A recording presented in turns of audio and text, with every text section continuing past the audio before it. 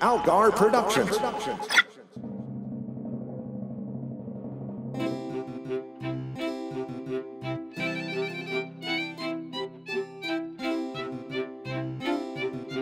AAlgar Productions presents Nick of Nick Hall. Originally written and produced for the Sarcastic Voyage podcast in 2012 and 2013. Based on Nick and Willikins, created by Maggie Robotham and Ron AAlgar Watt. And now the adventures of Nick and Willikins. Last time you'll recall that Nick had just invaded Finland with his fleet of mighty battleships. Pew, pew! And he called in the aeroplanes. Meow! And then... Sir, what are you doing in here? And then all manner of puddings rained down from the aeroplanes. Figgy, bready, that other kinds of puddings. A storm of puddings overwhelmed the shores of Denmark. I thought it was Finland. And I thought you didn't know what I was doing in here. Touché, sir. I don't think we have that word in England, Willikins. You mean in English? I know what I mean. We don't have that word in England. Call it a fanny. Delightful. Willikins? Sir? I'm bored. Indeed, sir. Yes, indeed. That's what I bloody just said, innit? Feels like we haven't been on any adventures in months. We might as well be dead. What an odd thing to say. I thought maybe our narrator had died, but he's just buggered off. So then I thought if I started narrating an adventure for us, one would just sort of happen. I see. And how's that working out for you then? Terrible. Obviously, Core, you're so obtuse. Oh, I did so miss this. What? Nothing at all, sir. I did find this barrel in here, which I am now forthwith and hence rummaging through presently. That is indeed some excellent rummaging, sir. And now to the original point, out for which I had initially sought you. What, and it should be clear that I am cringing as I approach the very subject, would you like for tea? Well, not tea, that's right out. What an horrible cliché, Governor. Pip, pip. Indeed. Pip, as you say, pip. So now that we've established what you won't be having for tea, perhaps we could discuss what you do want. Eggs. Eggs. And how would you like me to cook those, sir? There are different ways to cook eggs. Ooh, Willikins, I've reached the bottom of the barrel. Indeed.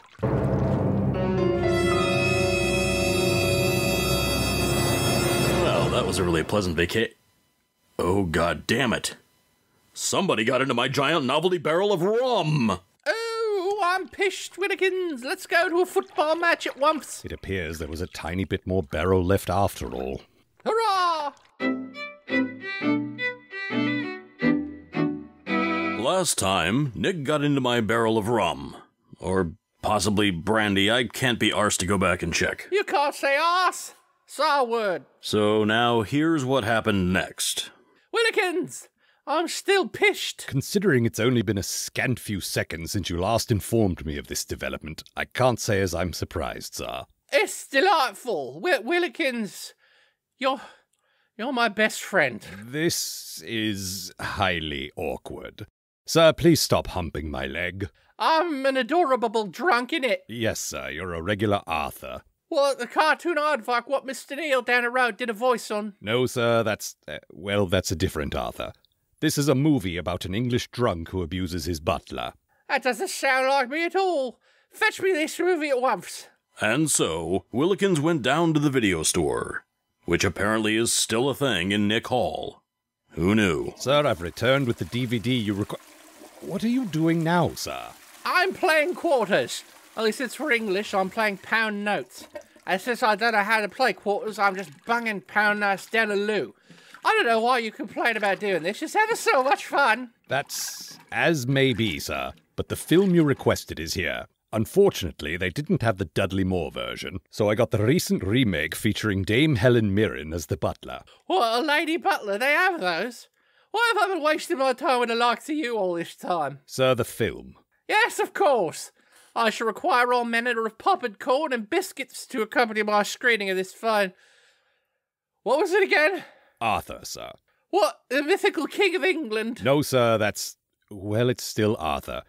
Anyway, I shan't delay in retrieving the inevitable loo fodder from the kitchens. Well, the boy was going to discover alcohol sooner or later, given that he's English. I just always thought there'd be more... Willikins, come here at once. Sir, what is it? Are you safe? Are you all right? Willikins, who is this awful person on the telly? bang it down the loo.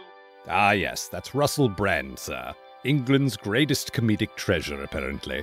Oh, delay, what a thing to happen. Willikins, this person is stealing my identity. He must be stopped. Fetch your driving gloves and jaunty hat. We're heading to the BBC at once. Perhaps we should get you sobered up, sir. I'll put on some black coffee. What, coffee for tea? Is this like that time you gave me porridge for pudding?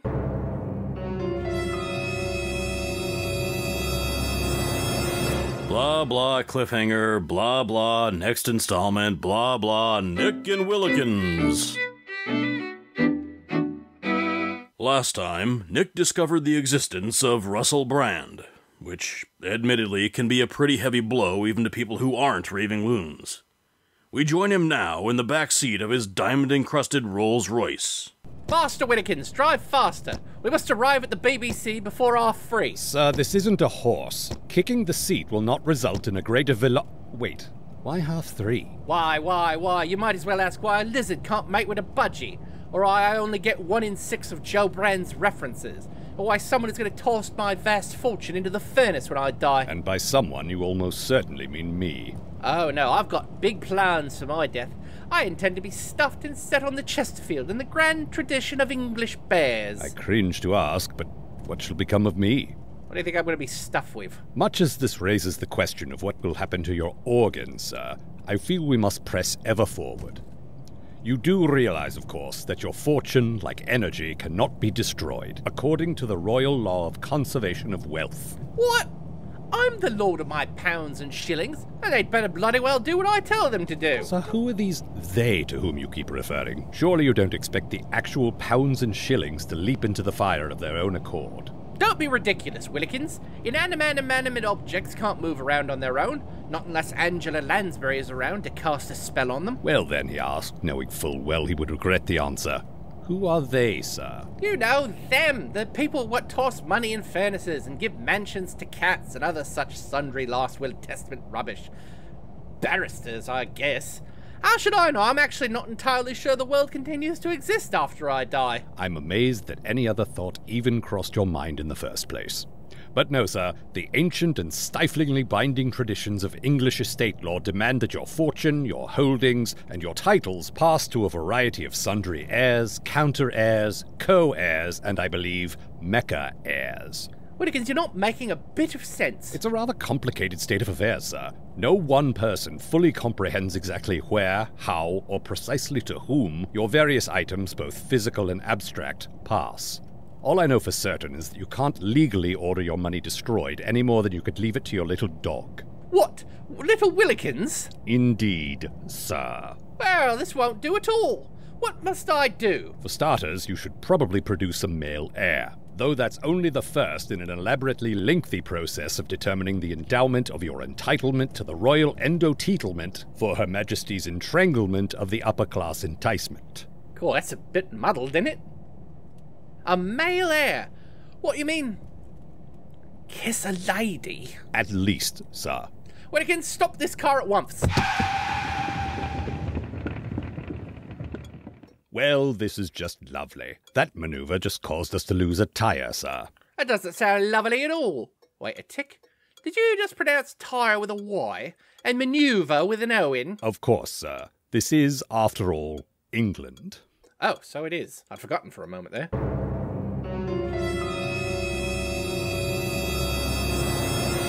Will Nick produce a male heir? How is this even a question? To get the answer to this, which is quite obviously no, tune in next time for the adventures of Nick and Willikins!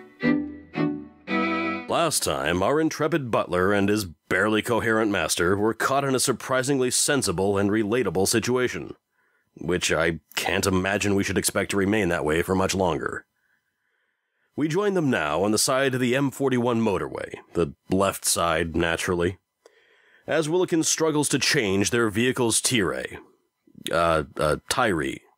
Wait, tire. Really? Tire? Alright then. Sir, I wouldn't dream of asking for your assistance in this matter, but it may help if you were to get out of the car, or at least not jump up and down in the seat whilst I have the car on jacks. Jack? Who's Jack? Sir, I do have a lot on my plate right now. Can we please not turn this into a tired vaudeville routine? Oh, aren't we a comedy snob? I suppose you were in footlights at your precious bloody Cambridge. Actually, sir, I was. I met Douglas Adams and Graham Chapman. Please don't mistake my comment for interest. I'm bored. If you would at least exit the vehicle until I'm finished, it would go a long way toward not killing you in the process. What? I can't die, not until we found me a male hair. I'm amazed you managed to remember that particular thread from our discussion moments ago. You'd be astounded what I can remember.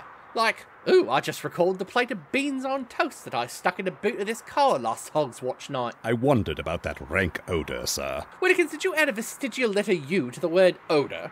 I don't think we even do that in England. One can never be too English, sir. Finally, even a moment's peace. Wait a tick. I didn't put that plate in here at all. That was the boot of an entirely different Otto. I don't recall stuffing Errol in here either. Hello, you little toss-across. Now, what's all this then? Errol, I didn't know you was a copper. I thought you were keen to avoid their lot. Oh, I was, but now I'm a new man, I am. I've turned over a new tree. Cool, that's impressive. It is, isn't it? I just said it was. Well, now that our little family's back together, let's go and talk to Willikins. He's round the other side of the car, changing the Tari. The Tilo. The tiger? Yes, I expect that's right. Willikins! Oi, Willikins! Look what I found in the boot of the car. Hello, Errol. Sir? Did you just call me sir? I did. He's a changed man, Willikins. He didn't even mug me in the time we walked up here from the boot of the car. Well, to be fair, I did pick your pockets a little. Old habits die hard with a vengeance. Well, let's see here. Here's your boiled sweeties, packet of crisps, Yes, tin soldiers, definitely mine. toast soldiers, Wouldn't leave the house without them. eggies, Lovely jubbly. bickies, Very good. and Yorkshire puddings. I really do find that it's the best of the puddings. Terribly sorry about that, my lord. Did you just call me blood? I did indeed, my lord. Oh, delay, I like that. Willikins, did you hear that? I did, sir. Now, as to the issue of your male heir... My what now? Ah, delightful. Well, sir, whilst I've been changing the tyre, Oh, is that how you pronounce that? I've been considering the issue at hand. How might we, to put this delicately, find you the appropriate mate? Mate, you mean like somebody to watch the football with me and play darts and the like? Focus, sir.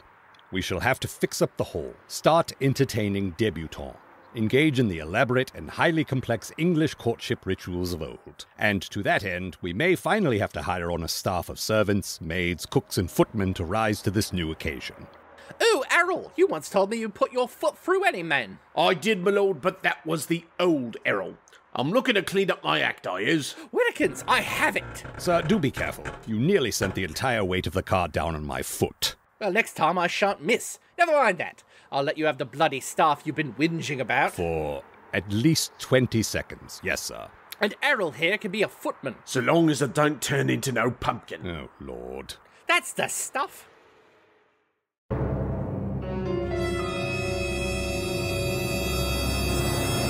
Will Nick actually begin his search for a wife in earnest?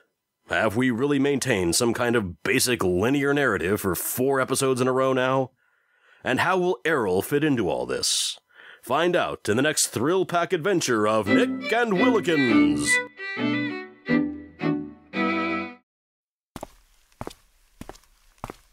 Ugh. Core, I must have been knackered. Feel like I slept at least 1/28th of a fortnight. I'll just skip down in the kitchen for my morning nippers. Oh, delay! Where did all these people come from? Who's the chav, then? He's a regular Jack the Lad, ain't he? Why are all these people in my kitchens? More importantly than that, who the hell are you? Slightly more importantly, where's my bloody brekkie? And certainly least importantly of all, where's Willikins? Mr. Willikins is a gentleman, and will not be referred to in such a fashion. What, Willikins a gentleman? That doesn't sound right at all. Mrs. Pumphrey, the shops were fresh out of Red Leicester, so I got...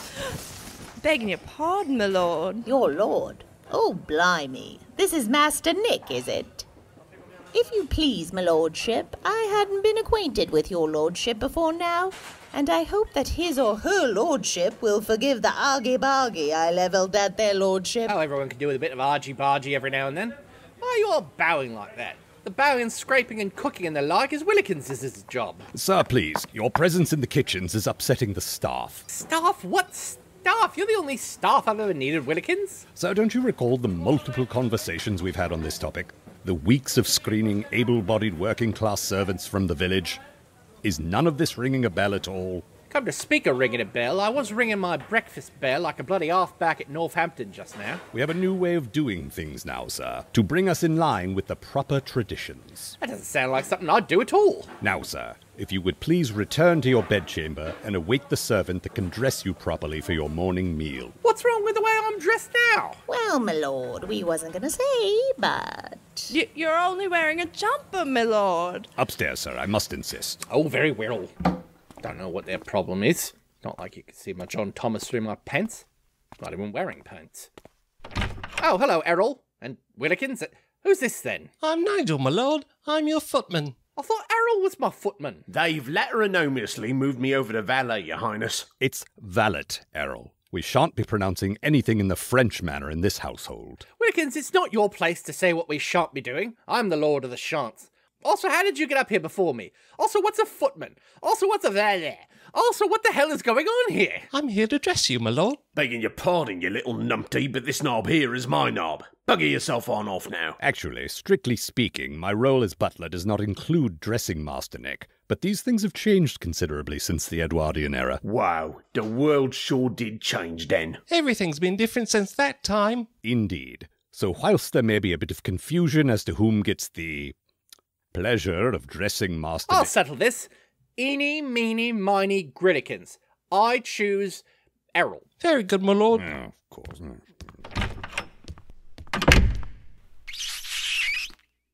Errol, did you just kiss me? May have done. Don't concern yourself with it, right honourable sir. Won't come up again, I'm certain of it. Very well. What's this thing you're squeezing me into? It's a cummerbund, your grace. What, you mean that bloke what plays Sherlock Holmes? No, that is a...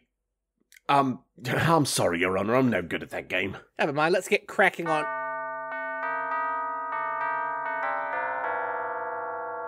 Well, now, who's that now? Our Lord and Lady Cuntspire, do come in. And this must be your daughter, the right good Lady Beatrice Cuntspire. What a charming butler. Blimey, Willikins, these are toffs. Is this Master Nick of Nick Hall in a white tuxedo for breakfast? Oh, how gauche.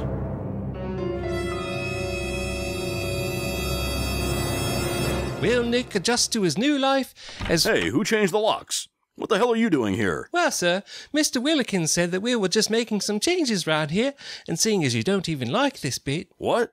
I love Nick and Willikins. It's my favorite part of the show. See, I even spelled favorite with a U. And I said spelt instead of spelled. Mr. Willikins says you're... let's see, right. Disrespectful, disdainful, and all-round unpleasant. Listen, this gig covers my rather considerable beer expenses. I need this. You'll have to take it up with Mr. Willikins, sir. Well, bollocks.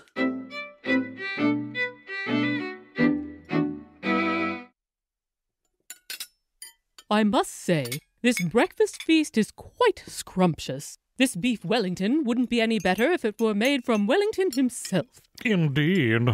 And you can really taste the Yorkshire in this Yorkshire pudding. Lord Nicholas, your servants are to be commended on this extraordinary meal.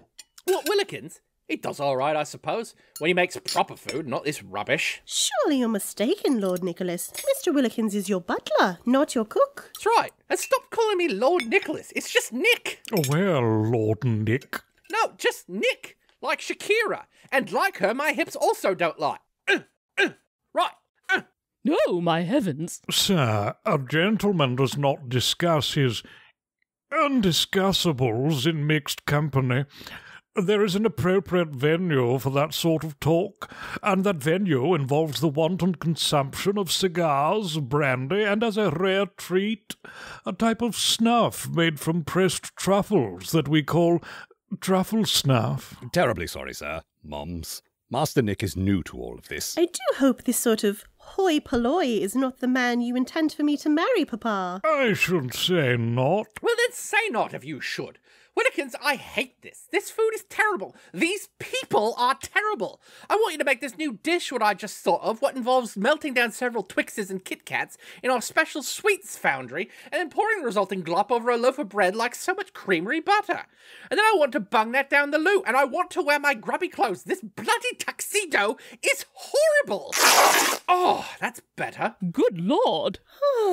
A gentleman does not act this way. I'm sure he doesn't, but I do. This is all rubbish. This is Nick Hall, which is named after me. Nick, the bloke what lives here. I want to abuse Willikins, invent ridiculous food items, watch some telly, and then utterly destroy several rooms at random to keep Willikins busy so that I can then abuse him further for not tidying up fast enough. All this society and culture is so boring. And cricket is boring too. Now, see here, we didn't even mention cricket. Oh, you were going to. It's always cricket with you lot. And bloody monocles. I have a whole case of monocles in one of my many attics that I don't even know what to do with. Sometimes I smash them and leave the broken glass in Willikins' room just to keep him on his toes. You see? That's a pune, or play on words. That's fun. Not this nonsense. Well then, you can rule out marrying my beautiful daughter on account of the fact that you shan't be doing it. Good day to you, sir. And I mean that in the most passively aggressive English way, which is to say that I hope you have a very bad day indeed. Sir, we can't go on like this. If you want a male heir, you're going to have to learn how to act in polite society. Some of the more unconventional opinions may be excused due to the substantial amount of noble inbreeding a bit lower down on your family tree, but I'm afraid people draw the line at you literally tearing off your clothes. Really, sir, this nude phase of yours. But I like living like this. What's the point of being rich and powerful if you can't act like a total tit? I thought that was the secret of life. Get lots of money, act like a tit. We're going to have to take drastic measures. I'm sending you away to...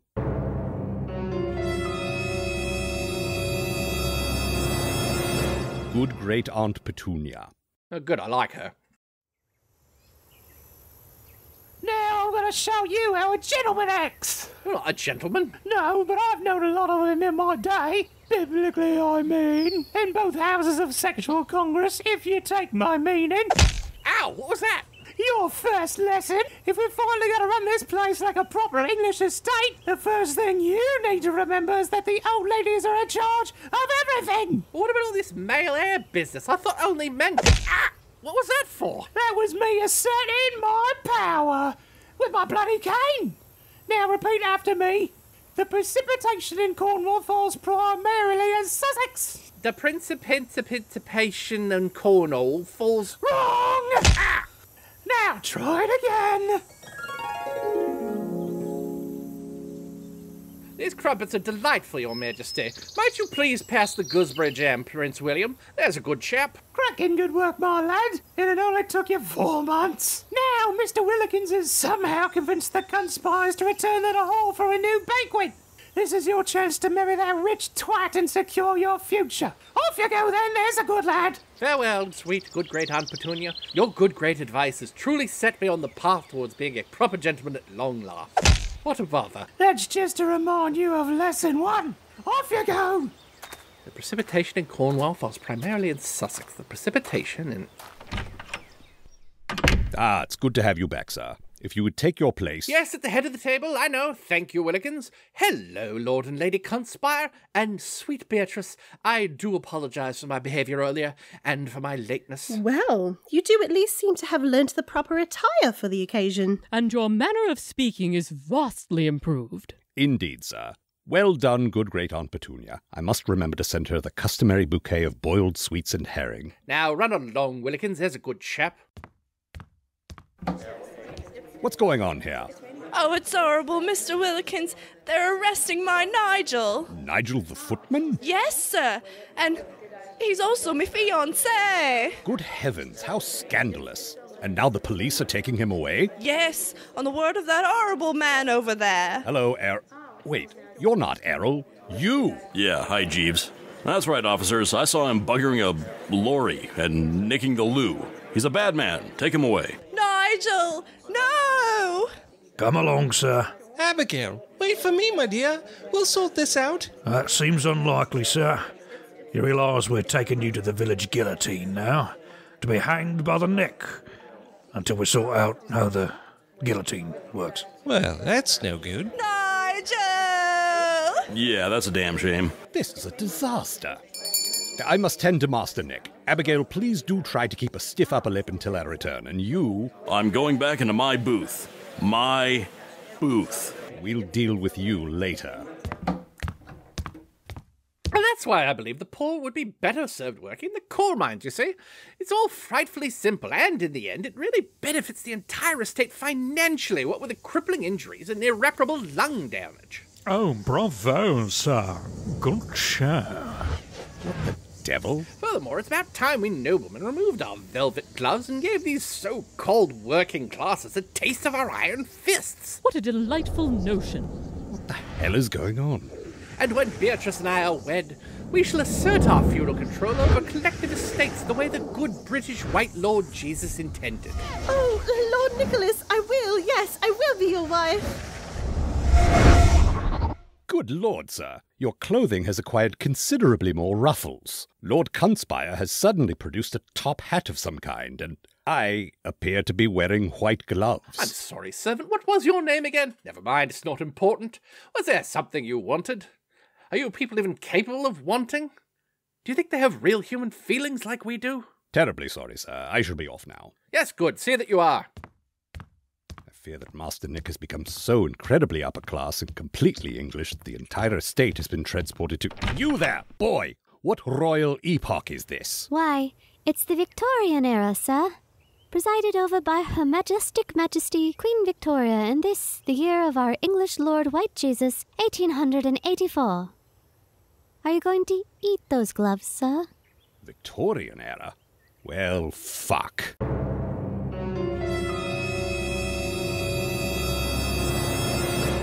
Has Nick Hall truly been spirited away into the heyday of the mighty British Empire? Will he actually marry Lady Beatrice Conspire? What the hell is a monocle for anyway? Who cares?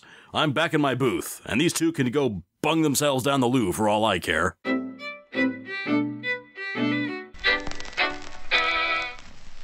Last time, you may recall that due to a series of rapidly escalating Anglo-centric events, Nick Hall and its inhabitants were transported backwards in time to that most English of eras, the Victorian one. And as one of the Hall's inhabitants, sort of, I was pulled back with them. But you know, it's not quite so bad. I have this sweet steampunk recording booth outfitted with the latest in wax cylinder technology. And I'm enjoying the finest absinthe money can buy in the comforts of a luxury estate. Yes, for people who weren't covered in their own filth, or if they were very fortunate, someone else's filth, this was a pretty sweet time to be alive. We join our story 3 months after we left our heroes. Nick and the Lady Beatrice are now married. Nicholas, darling. Yes, my beloved wife. A dear friend of mine was recently forced, by circumstances quite beyond her control, to vacate her palatial 200-room estate and move into one with only 175 rooms. Oh, how ghastly. Indeed. Promise me, sweet husband, that we shall never be forced to live in such revolting conditions. Imagine having fewer than 50 servants. It's simply not done.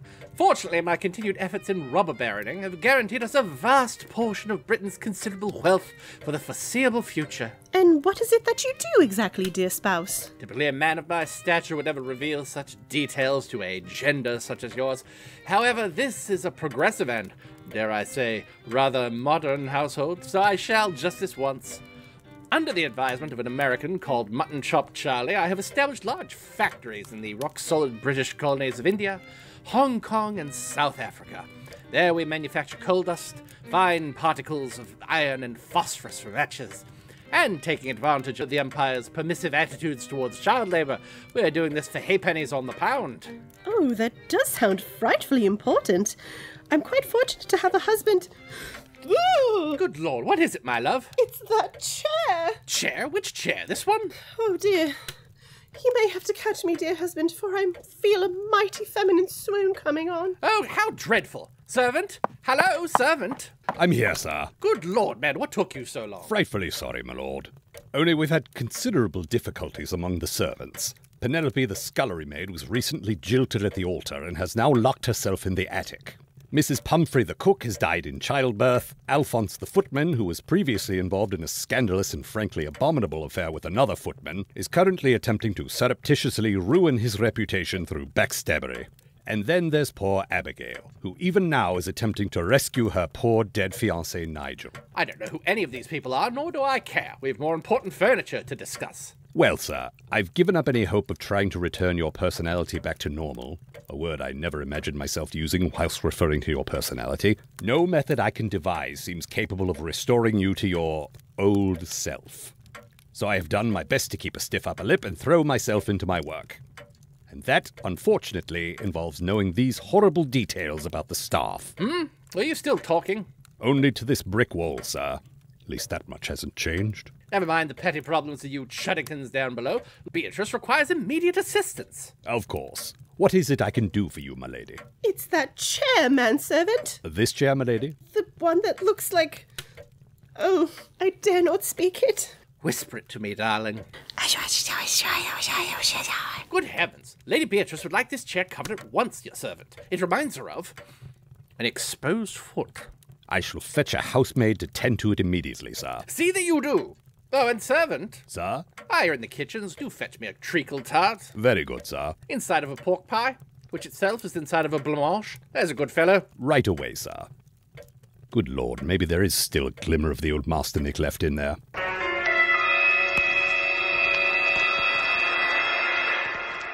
Can Willikins return Nick to his awful, petulant former self? Why would he even want to do that? And if the hull returns to the 21st century, will I be forced to give up the precious green fairy that lives in this bottle? I fucking well hope not. Find out the answers to these and possibly other questions in the next installment of The Adventures of Nick and Willikins. Trapped in the Victorian era with an increasingly un-Nick-like Nick, Willikins the butler has been forced to take drastic measures. We join him now as he takes an audience with Her Royal Majesty, Queen Victoria. Somehow. Dramatic license, shut up. Your Royal Highness, let me first say what an honor it is to be allowed to speak in your radiant presence. I serve my lord, but above all, I serve my country and my queen. That is an acceptable level of toadying, subject, and a particularly nice touch, spelling honour in the proper British way, and not in the vulgar colonial fashion. Of course, Mom. Oh, and calling us Mum rather than Ma'am. More points to you. I'm sorry, points, Your Majesty? Indeed. The royal scorekeeper maintains the record of every British subject, and a tally of their overall level of Britishness. Howdy. Oh, how frighteningly gauche. Minus 10 points for you. Now, Mr. Willikins, how may we assist you? Well, Mom, I serve a prominent and important estate known as Nick Hall. Oh, yes, we know it well. And we believe you maintain a correspondence with our good great young cousin, Petunia. Well, Mom, it would seem that the lord of our estate has suffered a serious, how shall I say, malady of the humours. Oh, dear. We see this so often in our noblemen these days. Is he choleric, perhaps, or melancholic? I couldn't say, Your Majesty. I only know that he requires, shall we say, discreet attention before his condition worsens. Understood, subject.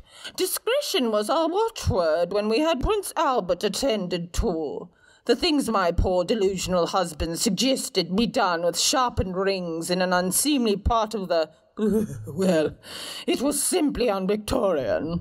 Indeed, Mom. See the royal apothecary on your way out. He'll give you the address of an expert in these matters. We believe he's been experimenting with Dr. Freud's hypno-what's-his-name. Much obliged, Mom. Her Majesty is as wise as she is beautiful. Well, now, there's no need for that. Scorekeeper, deduct 10 points from Mr. Willikins at once. Ho there, aren't you one of my servants? Indeed, sir. I was called to this place by the Queen herself. Nobody told me I'd be seeing the likes of you here. Her Majesty has asked that I escort you Yes, I have the address. I'm to go to a little shop here where I can only assume I will be taking part in a comedy sketch. Sir, do mind the wooden placard hanging outside that shop. Don't Don't be ridiculous.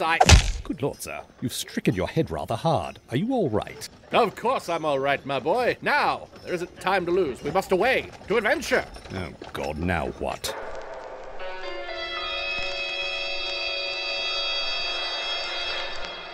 Now what, indeed? Find out in the next exciting episode of Nick and Willikins. When we last saw our heroes, Nick had experienced severe head trauma and had adopted a third persona beyond his default rich man-child and the more recent evil Victorian industrialist. Because apparently we're playing by Flintstones rules now. Anyway, we join our story as the newly created adventure-seeking Nick races through a cave with Willikins trailing behind. Do try to keep up, Willikins. There's work to be done. Please, sir, slow down for just a moment, won't you? There's no time, my trusty companion. We must stop these lizard men taking over Britain before it's too late. I must admit, sir, I was skeptical when you took us into these caves with talks of lizard men. And I was even more skeptical when you brought the budgie people into this ridiculous narrative of yours. I showed you, though, didn't I? Ha-ha. You did indeed, sir. And then they did by capturing us in turns and then allowing us to escape. How many times would you say we've been between one base and another, sir? Oh, I can't be bothered to count. 6? 8? The important thing is we've escaped them both and we're certain not to be captured again. Oh, good. These lot again. Quick, Willikins, through here. Now, where's he going off to? For the love of God, I think I'd rather he return to the evil industrialist persona rather than this nonsense. Oh, hello. Oi, what are you lot doing in my cave? I do beg your pardon, sir, but... Ah, there you are. I see you've met Alan Moore. I'm sorry, do I know you? You jolly well should. I'm the face of adventure. The bloke that evil wakes up from a nightmare of, then runs into evil's mum's room and asks if evil can sleep under her covers tonight. Oh? Yes, you've got it. I'm so confused. Well, it's simple. I live here. I've chased bloody lizard men and budgie men out, and now it's you two. It's enough to make a man pull his own beard out of frustration. Never mind that, my good man. We mean you no harm. Tell me, what is it you get up to down here? Oh, well, at the moment I'm working on an offshoot of League of Extraordinary Gentlemen. A sort of elderly Charlie's Angels starring Dames Judi Dench, Ellen Mirren and Maggie Smith. Hello! Ladies. Wait, so we're back in the present? What are you, some kind of fickie? You're always in the present. That's what makes it the present. Yes, but... oh, never mind. I also have another major celebrity waiting in my parlour. We're discussing a stage adaptation of Candyland that I was hoping... Oh dear, the assorted animal men appear to have found us. Stand back. I shall... No, let me handle this. By which I mean let my hand-picked, highly trained super team handle it. Ladies. Get up, ladies! Absolutely! Just ludicrous for you! Back, good master! Take her Sir, I feel that now might be a good time to slip out unnoticed. But there's danger. Wherever danger threatens, I must... Hey, release my sleeve. Who's the companion in this relationship, anyway? We'll just exit here through Mr. Moore's domicile and, Who the devil is that? Oh, hello. I'm Russell Brand. This chap, this bloke, I can't... Willikins! This is the horrible man what stole my identity! So it is, sir. I don't just stand there. I want him captured. I want him tortured. I want him drawn and quartered in delicious creamery butter. I shan't stand for this. I am Nick of Nick All. Sir, he's gone. Who's gone? Willikins, what are you blathering on about? Never mind, sir. I believe we'll find that if we exit the cave this way, we'll be back in our proper time and everything will be back to normal. What, you mean the blokes what conquered England under William the Conqueror? No, sir, that's the Normans. What, you mean that chap what dressed like his mother in that P. Psycho movie? No, sir, that's Norman Bates. What, like cooking meat in his own juices? No, sir, that's Bates. And so, as Nick and Willikins cast off any pretense of plot development or character growth, they return to their vast estate to await further adventures. As though none of this had ever happened. Just like in every superhero comic since the 80s. Hey, speaking of which, I wonder how much I can get for this Death of Superman comic. Anyway, join us next time for the adventures of Nick and Willikins. Nick of Nick Hall starred Maggie Robotham as Nick and Ron AAlgar Watt as Willikins and Russell Brand. and also featured Mark Bosco as Nigel and the Royal Scorekeeper, Christy Brannon as Abigail, archival recordings of Dave Fields as the long-suffering narrator and Mrs. Pepperpot, Devlin Grimm as Helen Mirren, Terry Lohmeyer as Boy and Maggie Smith, Brian Lynch as Errol, Kara O'Connor as Mrs. Pumphrey and Queen Victoria, Joseph Ravenson as Good Great Aunt Petunia and Alan Moore, Amanda Smith as Lady Conspire and Judi Dench, Sabrina Snyder as Beatrice, and Jason Wallace as Lord Conspire and the Cop.